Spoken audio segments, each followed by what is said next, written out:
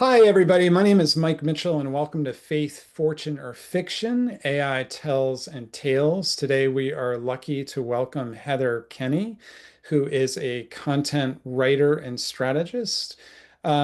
We are doing a series of videos interviewing people and talking to them about how AI intersects with their world. And today, we're lucky starting off the series with Heather. For those of you who don't know me, my name is Mike Mitchell, and I lead nonprofit advisors. We support nonprofits, and more recently, we've released a tool that actually is an AI tool supporting nonprofits. That's an AI tool which you can scan in the upper left-hand corner of your screen. So, welcome, Heather. Hello, thank you for having me. So, Heather, tell us first a little bit about your background as a writer, what that means, and how you became one.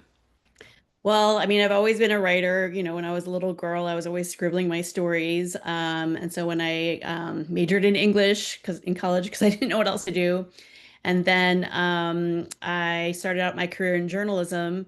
I worked at a local alternative paper here in Chicago, the Chicago Reader. And that was really kind of a boot camp for me for journalism and writing, fact checking, research, all that, interviewing, all that good stuff. Really formed the foundation of everything that I do, everything I've done since. But then it became kind of clear that journalism wasn't going to be able to provide me with the kind of income or lifestyle that I wanted. So I made the move into copywriting and content marketing. I worked for an education services firm for about 10 years and did a lot of things there. And then I got laid off in 2019. And then since then, I have been working for myself, focusing a lot on different sectors, including some nonprofit organizations.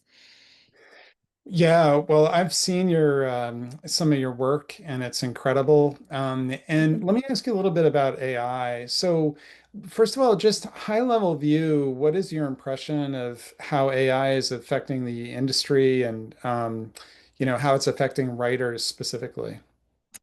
The industry, it's a little bit hard to say. I think it's everything is sort of unclear right now. I mean, a lot of writers are talking about this on LinkedIn and other platforms, so it's hard for me to say. I mean, it's definitely being used, right?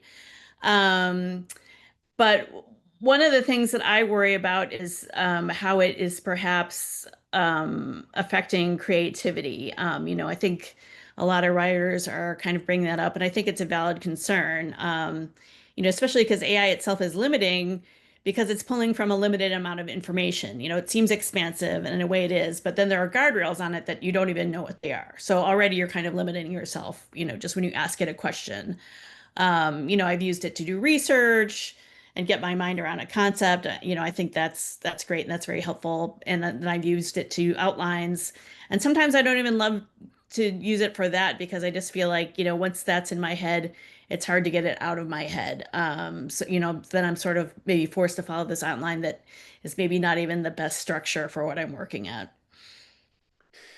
It's funny you say that because I was in a conversation with a development director just the other day who told me that her big concern is that she is becoming less and less creative with her writing. And I spoke to another development director, in fact, just yesterday, who said to me that she had a staff member who was using AI a lot, and the language is just very bland. Hmm. And so how do you think that it's going to affect writing 10 years from now, and maybe further out?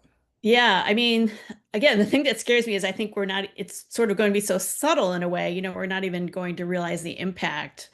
I can already see that people already aren't asking questions, they use ChatGPT or other AIs for asking questions and they don't question the results. And, obviously it's been documented that, these AIs make stuff up or they get things wrong, or, sometimes I look at or they use unreliable sources. And sometimes I look at the sources that they pull up and they're just not saying what the AI say it says, or it's just, they're using a completely weird angle about it. So that's a scary part to me is that people, may not even care about this and then, they're not even going to realize it. And I think it's a real concern that critical thinking skills are going to start to atrophy, that there's going to be this kind of sameness and not even just that we won't be able to recognize good writing from bad or generic writing from exceptional writing, but what's a good argument versus what's a flawed argument? Hmm. What kind of evidence or arguments are there out there that this person could have pulled in that they weren't even aware of because they were using this sort of limited framework and this limited amount of information instead of using their own mind and their own curiosity. Yeah. Well, one of the things we like to do at the end of these conversations is have our guests share a tell or a tale about that illustrates their story, their perspective. Can you share anything with us that might highlight what you're talking about? Yeah, I think the one that I think of a lot is there was a LinkedIn post from another writer, and I think she was also a content strategist and worked with other writers in her job. And her company had kind of mandated the use of AI to scale and to make things faster.